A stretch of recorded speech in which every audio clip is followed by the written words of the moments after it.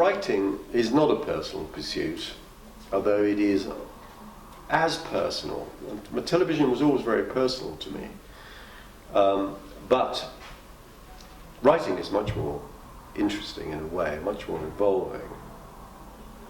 I'm a Freudian, so I believe in unwitting behaviour. So I'm quite interested in what you write. And although I don't think I write about anything to do with me, and I certainly don't, I'm interested in the process. You always start with a situation. And for the first 100 pages, you explain the situation and your characters. And then comes the next 100 pages, the difficult bit. What is this book about?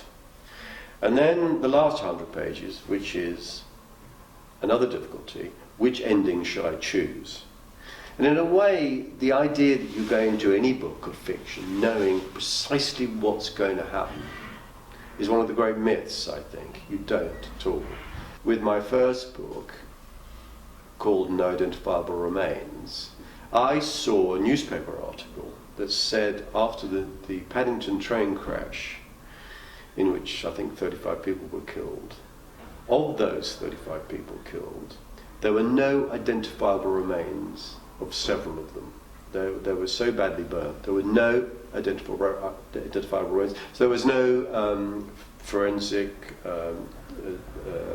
DNA evidence at all. It was they might as well not have existed. And so on the basis of that, I wrote a book.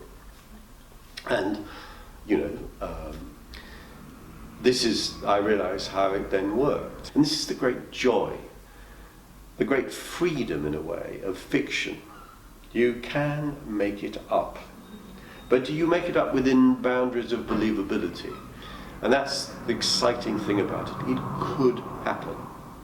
You aren't bound by writing a biography when you have to ascertain what actually did happen to somebody in real life.